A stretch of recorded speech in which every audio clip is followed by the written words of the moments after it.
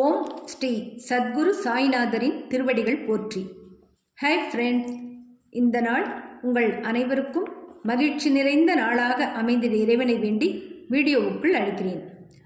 நாம் ஸ்ரீ சாயி சச்சரிதம் 21வது அத்தியாயம் சென்ற வீடியோவில் பாபா தம் எங்கும் நிறை பேரறிவினால் BH டாகூர் என்பவரின் நானேகாட் எருமைச் சவாரியை சுட்டிக்காட்டி ஆத்மீக வழியில் செல்ல விழைவோர் மிகச்சிறந்த முயற்சியை கையாள வேண்டும் என்று கூறி அவரை ஆசீர்வதித்து வியப்பில் ஆழ்த்தியதையும், அடுத்து மனதில் அமைதியில்லாமல் தவித்த அனந்தராவ் பாடன்கருக்கு 9 லத்தி உருண்டைகளின் கதை மூலம் நவவித பக்தியை அவர் மனதில் பதியும்படி செய்து அமைதி அளித்ததையும், மற்றவர்களை பற்றி புறம் பேசும்போது அந்த உரையாடலில் பங்கேற்பது மிகவும் கீழ்த்தரமான செயல் என்பதை பண்டரிபுரத்து வக்கீலுக்கு எடுத்து கூறி அவரை திருத்தியதையும் கண்டு நாமும் அதிலுள்ள நீதியை கிரகித்து கொண்டோம். இந்த 22வது அத்தியாயத்தில் பாலே சாஹிப் மிரிகர் எப்படி பாம்பு கடியிலிருந்து மீட்கப்பட்டார், அமீர் ஷக்கர் தன்னிச்சையாக செயல்பட்டதால் எப்படி பெரும் ஆபத்தில் சிக்கினார், மேலும் விஷ ஜந்துக்களை கொல்வதை குறித்து பாபாவின் கருத்து போன்றவற்றை தெரிந்து கொள்ளப் போகிறோம். வாங்க வீடியோவுக்குள் போகலாம். அத்தியாயம் 22. பாம்புக்கடியிலிருந்து மீட்புதவி. 1. பாலா சாஹேப் மிரிகர். 2. பாபு சாஹேப் பூட்டி. 3. அமீர் ஷக்கர். 4. ஹேமந்த் பந்த். பாம்புகளை கொல்லுவதை பற்றி பாபாவின் கருத்து. முன்னுரை. பாபாவை எங்கனம் தியானிப்பது? கடவுளின் தன்மையோ ரூபத்தையோ ஆழ்ந்தறிய யாராலும் இயலாது. வேதங்களும் 1000 நாவு படைத்த ஆதிசேஷனும் கூட அதை முழுமையாக விவரிக்க இயலவில்லை. கடவுளின் ரூபத்தை தரிசிக்கவும் அறியவும் அடியவர்களால் மட்டுமே இயலும். ஏனெனில் அவர் தம் பாதங்கள் மட்டுமே அவர்களுடைய மகிழ்ச்சிக்குரிய ஒரே வழி என்பதை அவர்கள் அறிவார்கள். வாழ்க்கையின் உச்ச உயர் லட்சியத்தை அடைய அவர் தம் பாதங்களை தியானிப்பதை தவிர அவர்களுக்கு வேறெவ்வித வழியும் தெரியாது. ஹேமந்த் பந்த் தியானத்திற்கும் பக்திக்கும் ஒரு எளிய வழியை பின்வருமாறு தெரியப்படுத்துகிறார். ஒவ்வொரு மாதமும் தேய்பிறையின் 15 நாட்கள் சிறிது சிறிதாக கழிவுறுவதைப் போன்றே சந்திரனது ஒளியும் அதே நுட்ப அளவில் தேய்வடைகிறது. அமாவாசையன்று நாம் சந்திரனையே பார்க்க முடிவதில்லை, அதனது ஒளியையும் பெறுவது இல்லை. எனவே வளர்ப்பிறை நாட்கள் தொடங்கும் போது மக்கள் சந்திரனை காண்பதில் மிகவும் ஆவலாக இருக்கிறார்கள். முதல் நாள் அது தெரிவதில்லை, 2ஆம் நாளும் கூட அது தெளிவாக தெரிவதில்லை. பின்னர் மரத்தின் 2 கிளைகளுக்கு நடுவில் உள்ள திறப்பிலிருந்து அச்சந்திரனை பார்க்கும்படி மக்கள் கேட்கப்படுகிறார்கள். அவர்களும் ஆர்வத்துடனும் ஒரே கவனத்துடனும் நோக்கும்போது தூரத்தில் உள்ள அவ்விளம்பிறை அவர்களின் காட்சி எல்லைக்கு எட்டுவதை அவர்கள் பேருவகையுடன் காண்கிறார்கள். இந்த வழிக்குறிப்பை தொடர்ந்தே நாம் பாபாவின் ஒளியை காண முயலுவோம். பாபாவின் தோற்ற அமைப்பை காணுங்கள், அது எவ்வளவு அருமையாக இருக்கிறது. அவர் அட்டனக்காலிட்டு அமர்ந்திருக்கிறார். வலது கால் இடது முழங்கால் மேலும் இடது கையின் விரல்கள் வலது பாதத்திலும் படரப்பட்டு இருக்கின்றன. வலது கால் பெருவிரலில் அவர் தம் 2 கைவிரல்கள் ஆள்காட்டி விரலும் நடுவிரலும் படர்ந்திருக்கின்றன.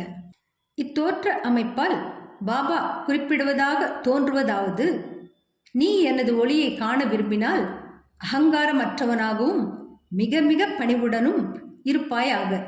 எனது கால் பெருவிரலை 2 கிளைகள் வழியாக தியானிப்பாயாக, அதாவது சுட்டுவிரல் நடுவிரல் ஆகியவற்றிடையே. அதன் பின் நீ எனது ஒளியை காண இயலும். இதுவே பக்தியை அடைய மிக மிக எளிய வழியாகும். சில கணங்கள் நாம் பாபாவின் வாழ்க்கையை நோக்குவோம். பாபாவின் வாசத்தால் ஷீரடி ஒரு புண்ணிய கஷேத்திரமாக மாறியது. எல்லா திசைகளில் இருந்தும் மக்கள் அங்கே கூடத் தொடங்கினார்கள். ஏழைகளும் பணக்காரர்களும் ஒன்றுக்கு மேலிட்ட பல வகைகளால் ஏதோ ஒரு ரூபத்தில் நன்மையடத் தொடங்கினார்கள். பாபாவின் எல்லையற்ற அன்பையும் அவரின் வியத்தகு இயற்கையான ஞானத்தையும் அவரின் சர்வ வியாபகத்தன்மையையும் யாரே விவரிக்க இயலும்? இவைகளுள் ஒன்றையோ அல்லது அனைத்தையுமோ யார் அனுபவிக்க வல்லரோ அவர்கள் ஆசீர்வதிக்கப்பட்டவர்கள். சில நேரங்களில் பாபா நீண்ட நேரம் மௌனம் அனுஷ்டித்தார். அது ஒரு வகையில் பிரம்மத்தை பற்றிய அவரின் நீண்ட விளக்கமாகும். மற்ற சில நேரங்களில் தமது அடியவர்களால் சூழப்பட்டு உணர்ச்சிகளின் திரள், ஆனந்தம் இவைகளின் அவதாரமாக தோன்றினார். சில நேரங்களில் அவர் உருவகக் கதைகளால் பேசினார். மற்ற சில நேரங்களில் தமாஷுக்கும் நகைச்சுவைக்கும் அதிக இடம் கொடுத்தார். சில நேரங்களில் அவர் முழுவதும் ஐயமின்றியும், சில நேரங்களில் சீற்றம் கொண்டவர் போலும் தோன்றினார். சில சமயங்களில் தமது நீதியை இரத்தின சுருக்கமாக சொன்னார். வேறு சில சந்தர்ப்பங்களில் அதை பற்றி நெடிய விவாதம் நடத்தினார். பல சமயங்களில் அவர் மிகவும் வெளிப்படையாக இருந்தார். இவ்வாறாக அவர் பலருக்கும் வெவ்வேறு விதமான செயல்துறை கட்டளைகளை அவரவர்களின் தேவைகளுக்கு ஏற்ப அளித்தார். எனவே அவர் வாழ்க்கையானது அறிவால் அறிந்து கொள்ள இயலாதது, நமது மனதின் எல்லைக்கு அப்பாற்பட்டது, நமது புத்தி சாதுரியத்தையும் மொழிகளையும் கடந்தது. அவரது முகத்தை பார்க்க, அவருடன் பேச, அவரது லீலைகளை கேட்க இருக்கும் நமது பேரார்வமானது திருப்தி செய்யப்படவே இல்லை என்றாலும் நாம் மகிழ்ச்சியால் நிரம்பி வழிகிறோம். மழையின் துளிகளை நாம் எண்ணிவிடலாம், காற்றை தோல் பையினுள் அடைத்து விடலாம். ஆனால் அவரது லீலைகளை யாரே அளக்க முடியும்? அவைகளில் ஒரு பண்புக்கூற்றினை பற்றி இங்கே நாம் கூறுகிறோம்.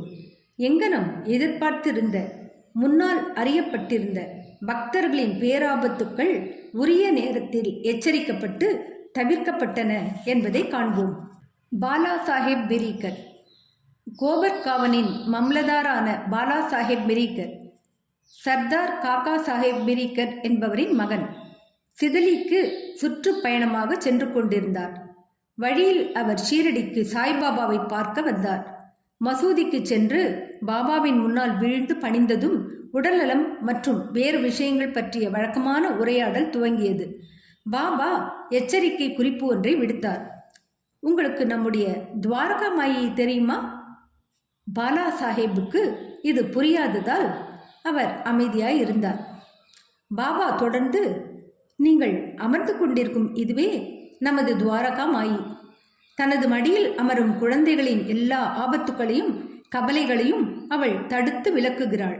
இந்த மசூதி மாயி அடக்கி ஆட்சி செய்யும் இதன் அம்பிகை மிகவும் கருணையுள்ளவள். அவள் எளிய பக்தர்களின் தாயாவாள். அவர்களை பேராபத்துக்களிலிருந்து அவள் பாதுகாக்கிறாள். ஒரு மனிதன் அவளது மடியில் ஒரே முறை அமர்ந்தால் அவனது எல்லா கஷ்டங்களும் முடிவடைந்து விடும். அவளது நிழலில் இளைப்பாறுவோர் பேரானந்தம் எய்துகின்றனர் என்றார். பின்னர் பாபா அவருக்கு ஊதியை அளித்து தமது பாதுகாக்கின்ற கரங்களை அவர் தலையில் வைத்தார். பாலா சாஹேப் புறப்பட போகும் அத்தருணத்தில், உங்களுக்கு லம்பா பாபாவை தெரியுமா? நீண்ட பெருந்தகை, அதாவது பாம்பை என்றார். பின்னர் இடதுகை முட்டியை மூடிக்கொண்டு வந்து தமது இடது புயத்தை பாம்பின் படத்தை போன்று ஆட்டிக்கொண்டு அவன் எவ்வளவு பயங்கரமானவன்! ஆனால் துவாரகா மாயின் குழந்தைகளை அவன் என்ன செய்ய முடியும்? துவாரகா மாயானவள் பாதுகாக்கும் போது பாம்பு என்ன செய்ய முடியும் என்று கூறினார். இவை அனைத்திற்கும் பொருள் மிரீகருக்கு அது பற்றிய சுட்டு குறியீடு ஆகியவற்றை தெரிந்து கொள்ள அங்கு பிரசன்னமாயிருந்த அனைவரும் ஆவலாய் இருந்தனர். ஆனால் ஒருவருக்கும் இதை பற்றி பாபாவிடம் கேட்க துணிவு இல்லை. பின்னர் பாலா சாஹேப் பாபாவை வணங்கிவிட்டு ஷாமாவுடன் மசூதியை விட்டு புறப்பட்டார். பாபா ஷாமாவை திரும்ப அழைத்து பாலா சாஹேப்புடன் கூட செல்லும்படியும் சிதலி சுற்றுலாவை மகிழ்ந்து அனுபவிக்கும்படியும் கூறினார். ஷாமா பாலா சாஹேப்பிடம் வந்து பாபாவின் விருப்பப்படி தாமும் அவருடன் வருவதாக கூறினார். அது அசௌகரியமாய் இருக்குமாதலால் அவர் வரவேண்டியதில்லை என்று பாலா சாஹேப் கூறினார். ஷாமா பாபாவிடம் திரும்பி வந்து பாலா சாஹேப் தம்மிடம் கூறியதை தெரிவித்தார். அப்போது பாபா, நன்று, போகாதே. நாம் நல்லவற்றையே தெரிவிக்க வேண்டும், நன்மையே செய்ய வேண்டும். எதுதான் என்று விதிக்கப்பட்டிருக்கிறதோ அதுவே நிச்சயம் நடந்தேறும் என்று கூறினார். இதற்கிடையில் பாலா சாஹேப் இதை பற்றி மீண்டும் சிந்தித்து ஷாமாவை கூப்பிட்டு தன்னுடன் வரச் சொன்னார். பின்னர் ஷாமா மீண்டும் பாபாவிடம் சென்று அவரிடம் விடை பெற்று கொண்டு பாலா சாஹேபுடன் ஒரு குதிரை வண்டியில் புறப்பட்டார். அவர்கள் சிதலிக்கு இரவு 9 மணிக்கு போய் சேர்ந்தார்கள். மாருதி கோவிலில் தங்கினார்கள். அலுவலகத்தை சேர்ந்தவர்கள் வரவில்லை ஆதலால் அவர்கள் கோவிலிலேயே பேசிக்கொண்டும் அரட்டை அடித்துக்கொண்டும் அமர்ந்திருந்தனர். பாலா சாஹேப் பாயின் மீது அமர்ந்து செய்தித்தாள் படித்து கொண்டிருந்தார். அவரது மேல் வேட்டி இடுப்பின் மீது போடப்பட்டிருந்தது. அதன் ஒரு பகுதியில் ஒரு பாம்பு கவனிக்கப்படாமல் அமர்ந்து கொண்டிருந்தது. அது ஒரு சலசல சத்தத்துடன் நகர்ந்தது. பியூனுக்கு கேட்டது. அவன் ஒரு விளக்கு கொண்டு வந்து பாம்பை பார்த்துவிட்டு பாம்பு பாம்பு என்று அபாய குரல் எழுப்பினான். பாலா சாஹிப் திகிலடைந்து நடுங்கத் தொடங்கினார். ஷாமாவும் திகைத்தார். பின்னர் அவரும் மற்றவர்களும் சந்தடி செய்யாமல் தடிகளையும் குச்சிகளையும் எடுத்து வந்தனர். பாம்பு மெதுவாக இடுப்பை விட்டு கீழிறங்கி பாலா சாஹேபை விட்டு அப்பால் செல்ல தொடங்கியது. அது உடனே கொல்லப்பட்டது. இவ்விதமாக பாபாவின் தீர்க்க தரிசனத்தால் அறிவித்திருந்த பேராபத்து தடுக்கப்பட்டது. பாலா சாஹேபுக்கு பாபாவிடம் உள்ள அன்பு மிகவும் ஆழமாக உறுதிப்படுத்தப்பட்டது. பாபு சாஹேப் பூட்டி. நானா சாஹேப் டாங்க்லே என்னும் பெரிய ஜோஷியர் ஒருவர் அப்போது ஷீரடியில் இருந்த பாபு சாஹேப் பூட்டியிடம் ஒரு நாள், இந்நாள் தங்களுக்கு ஒரு அமங்கலமான நாள், தங்களது உயிருக்கு ஆபத்து இருக்கிறது என்று கூறினார். இது பாபு சாஹேப்பை இருப்பு கொள்ளாமல் செய்தது. அவர் வழக்கம் போல் மசூதிக்கு வந்தபோது பாபு சாஹேப்பிடம், இந்த நானா என்ன கூறுகிறார்? அவர் உமக்கு மரணம் என்று ஜோஷம் கூறுகிறார். நன்று, நீங்கள் பயப்பட வேண்டியதில்லை. அவரிடம் தைரியத்துடன் சொல்லுங்கள், எங்கனம் சாவு கொள்கிறது என்பதை காண்போம் என்று கூறுங்கள் என்று கூறினார். பாபு சாஹேப் பிறகு மாலை நேரத்தில் இயற்கை கடன்களை செய்து முடிப்பதற்காக தனி இடத்திற்கு சென்றார். அங்கு ஒரு பாம்பை கண்டார். அவரது சேவகன் அதை கண்டு அதை அடிப்பதற்காக ஒரு கல்லை எடுத்தான். பாபு சாஹேப் ஒரு பெரிய தடியை எடுத்து வரும்படி கூறினார். வேலையாள் தடியுடன் வரும் முன்பே பாம்பு நகர்ந்து சென்று எங்கோ மறைந்துவிட்டது. பாபாவின் அஞ்ச வேண்டாம் என்ற மொழிகளை பாபு சாஹேப் மகிழ்வுடன் நினைவு கூர்ந்தார். அமீர் ஷக்கர். அமீர் ஷக்கரின் சொந்த ஊர் கோபர்காவன் தாலுக்காவை சேர்ந்த கொரலா என்னும் கிராமமாகும். அவர் இறைச்சி விற்கும் ஜாதியை சேர்ந்தவர். அவர் பாந்த்ராவில் கமிஷன் ஏஜென்ட்டாக வேலை பார்த்தார். அங்கு மிகவும் பிரசித்திமானவர். அவர் ஒருமுறை கீழ்வாதத்தால் கஷ்டப்பட்டார். அது அவருக்கு மிகுந்த கவலையை அளித்தது. அப்போது அவர் கடவுளை நினைவு கூர்ந்தார். தனது தொழிலை விட்டுவிட்டு ஷீரடிக்கு வந்து தனது பிணியிலிருந்து தன்னை விடுவிக்கும்படி பாபாவை வேண்டிக் கொண்டார். பாபா அவருக்கு சாவடியில் தங்க இடம் அமர்த்தி கொடுத்தார். சாவடி ஈரம் நிரம்பியதாகவும் சுகாதாரமற்ற இடமாகும் அத்தகைய நோயாளி தங்குவதற்கு ஏற்றதாய் இல்லாமலும் இருந்தது. கிராமத்தில் உள்ள மற்ற எந்த இடமும் அல்லது கொரலா கிராமமே கூட அவர் தங்குவதற்கு இன்னும் நன்றாக இருந்திருக்கும். ஆனால் பாபாவின் மொழிகளே இதை தீர்மானிக்கின்ற காரணக்கூறும் சிரேஷ்டமான மருந்தும் ஆகும். பாபா அவரை மசூதிக்கு வர அனுமதிக்கவில்லை. ஆனால் சாவடியிலேயே நிலைநிறுத்தி தங்க வைத்தார். அங்கே அவருக்கும் பெரும் நன்மை விளைந்தது. பாபா சாவடி வழியாக ஒவ்வொரு நாள் காலையும் மாலையும் கடந்து சென்றார். ஒரு நாள் விட்டு ஒரு நாள் ஊர்வலமாக சென்று அங்கு துயின்றார். எனவே அமீர் பாபாவின் தொடர்பை மிகவும் எளிதாக அடுத்தடுத்து பெற்றார். அமீர் அங்கு 9 மாதங்கள் முழுமையாக தங்கியிருந்தார். பின்னர் எப்படியோ அவ்விடத்தில் அவருக்கு வெறுப்பு ஏற்பட்டது. எனவே ஒரு நாள் ஒருவரும் அறியாமல் அவ்விடத்தை விட்டு அகன்றார். கோபர்காவனுக்கு வந்து அங்கு தர்மசாலையில் தங்கினார். அப்போது முதுமையான இறந்து கொண்டிருக்கும் பக்கீர் ஒருவர் அவரிடம் தண்ணீர் கேட்டார். அமீர் அதை கொண்டு வந்து அவரிடம் கொடுத்தார். அவர் அதை அருந்திய உடனேயே மரணம் அடைந்தார். அமீர் இக்கட்டான நிலையை அடைந்தார். அவர் சென்று அதிகாரிகளிடம் இது பற்றி தெரிவிப்பாரேயாகில் அவரே முதல் தகவல் அளித்தவராதலாலும் தகவலும் அவருடையது மட்டுமே ஆனதாலும் அது குறித்து அவர் சிறிதளவாவது அறிந்திருப்பதனாலும் அவரே மரணத்துக்கு பொறுப்பாக்கப்படுவார் என்று நினைத்தார். பாபாவிடம் விடை பெற்று கொள்ளாமல் ஷீரடியை விட்டு வந்ததை பற்றி தமது செய்கைக்காக அவர் நனியிறங்கி பாபாவை வேண்டிக் கொண்டார். அவர் பின்னர் ஷீரடிக்கு திரும்ப தீர்மானித்தார். அதே இரவு வழிநெடுக பாபாவின் பெயரை நினைவு கூர்ந்து கொண்டும் உச்சரித்து கொண்டும் பொழுது விடுவதற்குள் ஷீரடிக்கு திரும்ப ஓடி வந்துவிட்டார். கவலையிலிருந்து விடுபட்டவர் ஆனார்.